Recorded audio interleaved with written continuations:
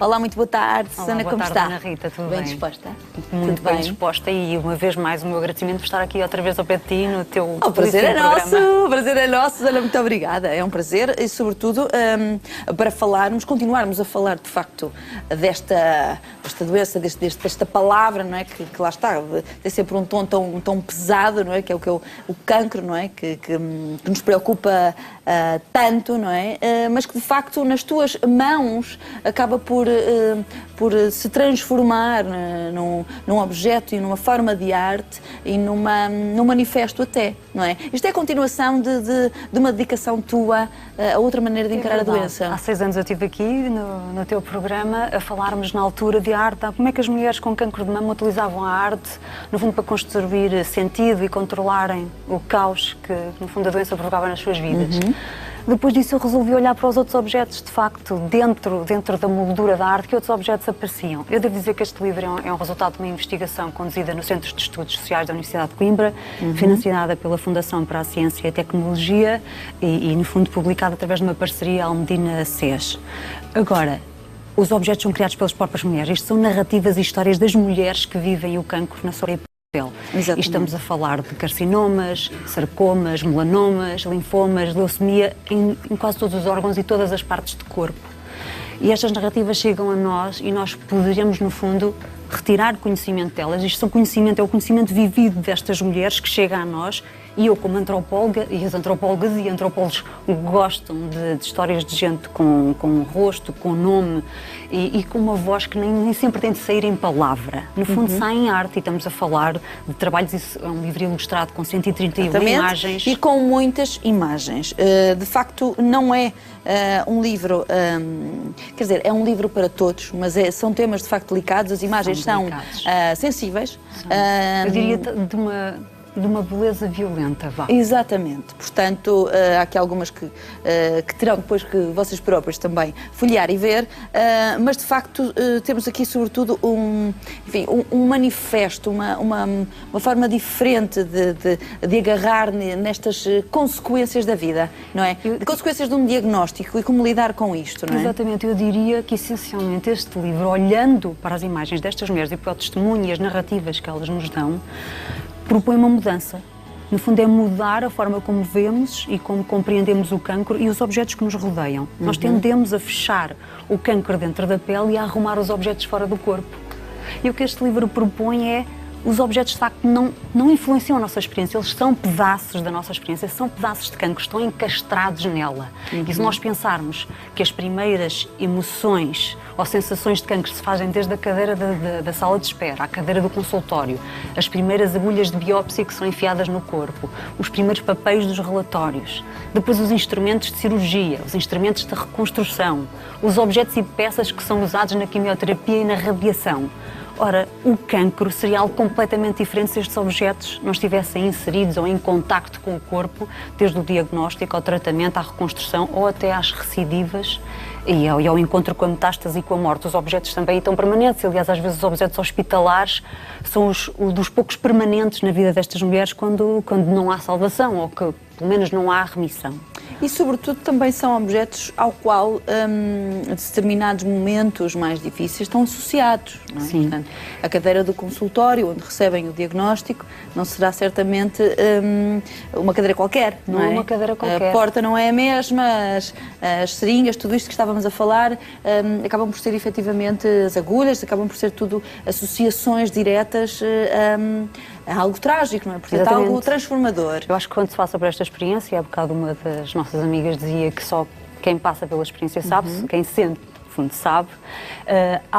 São os sentidos, os diferentes usos e sentidos que estas mulheres dão a estes objetos, porque para nós uma seringa ou uma agulha pode não trazer associações negativas ou sequer positivas, mas de facto são os sentidos e os usos que estas mulheres lhe dão que eu procurei neste livro.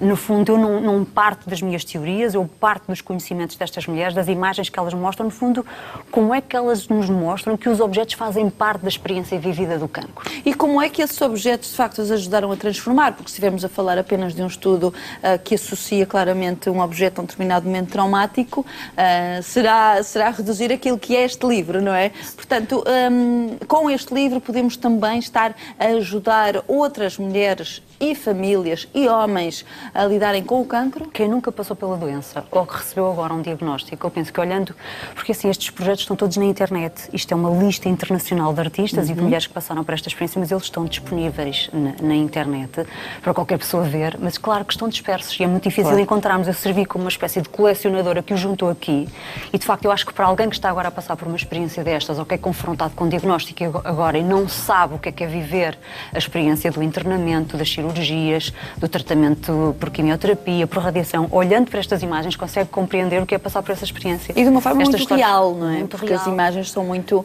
Eu acho que elas têm um impacto visceral em nós. Tem não é? um impacto muito grande, como um sim. morro, de facto, no corpo, olhar para algumas destas imagens, mas também também há alegrias e há vitórias. Claro. Uma das coisas interessantes que eu encontrei foi os objetos que as mulheres optam por encastrar nas suas experiências de cancro. Por exemplo, ao passar pela experiência da quimioterapia, em vez de deixarem que seja o fármaco a tirar-lhes o cabelo ao chão, no fundo elas vão buscar tesouras, máquinas de cortar cabelo, lâminas de barbear e depois os lenços, as cabeleiras, tudo o que eu chamo no fundo, de objetos de força e de resistência, muitas vezes colocado nas mãos de família, de amigos, acabam por se transformar em objetos de afeto para, no fundo, controlar a doença. Sou eu que te deito ao chão, sou eu que corto o cabelo, não vai ser o cancro nem o tratamento. É dar o poder, não é? Conferir o poder à mulher e não ser o cancro a tomar de facto conta do próprio corpo, não é? Portanto, ainda continuarmos, e antropologicamente é muito interessante também de ver isso, não é? Exatamente. Como é que, de facto, o paciente, neste caso a mulher, com o tipo de cancro,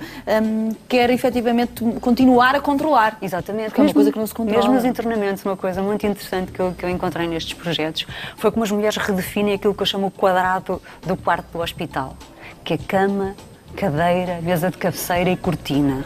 Porque é um espaço muito branqueado sempre. Sim. E as mulheres normalmente enchem este espaço de cor, desde os pijamas, as túnicas de dormir muito coloridas, mas depois todos os objetos que carregam para este espaço e que de facto constroem um outro sentido no hospital. É computador, livros, fotografias, peluches, flores. No fundo, é a bagagem que se leva e também os objetos que são levados pelas visitas que dão um outro sentido ao espaço hospitalar. Eu diria que isto são as partes suavizadas do cancro. Claro. Não é que o diminuam.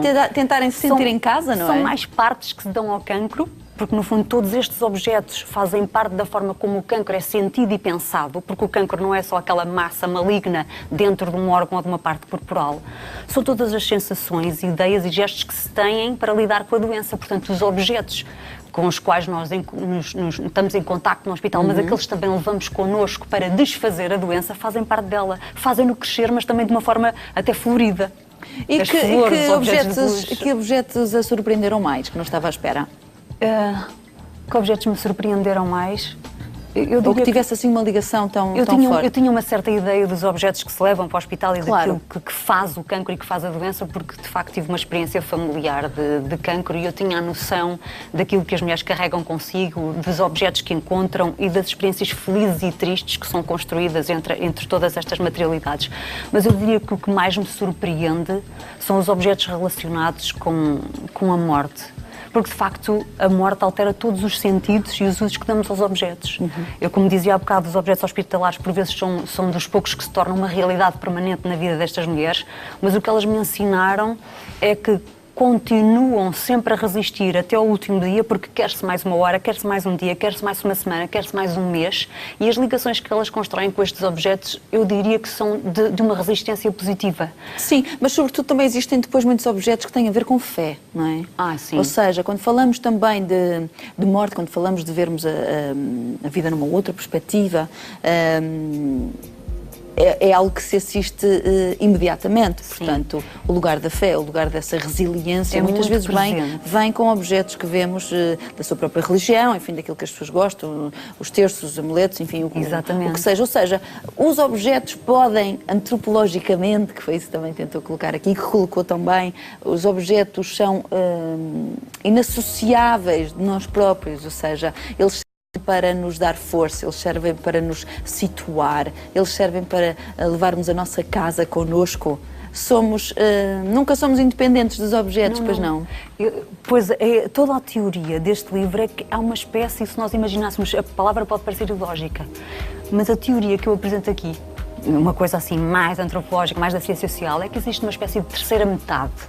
entre nós e as coisas. É como se nós desdobrássemos algo para fora de nós e os objetos para fora de si, onde nós não somos separáveis, onde de facto estamos unidos. Os objetos não são algo que nós vestimos, que nós calçamos ou que nós usamos, eles são parte da nossa experiência. Definem-nos até. Eles definem, são parte de nós, são um pedaço de corpo, são um pedaço de cancro, são um pedaço das nossas realidades, porque fazem parte da forma como nós sentimos e pensamos as coisas. Portanto, não há, no fundo, a separação que nós achamos que existe entre os objetos e nós é feita pelos nossos olhos e pelas nossas palavras, porque eu continuo a utilizar a palavra cancro, continuo a utilizar a palavra objetos, mas eu falo é dessa terceira metade onde nada é separável. De facto, não é separável. A minha experiência deste espaço aqui, se ele fosse todo branco, sem cadeiras, sem mesa, a nossa experiência, a nossa conversa seria algo completamente diferente.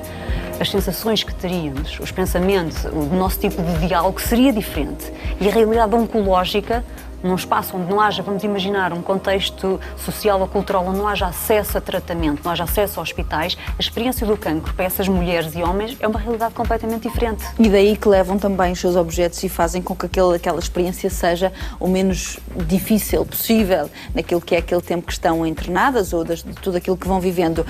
Este livro será para todos? Não é, Susana? É um livro para todos, independentemente de diagnósticos ou não. Da primeira vez que eu estive cá, nós falámos de um livro que era muito complexo na linguagem que eu utilizava, porque tem aquele jargão da ciência social, que às vezes só o colega do gabinete ao lado é que consegue ler.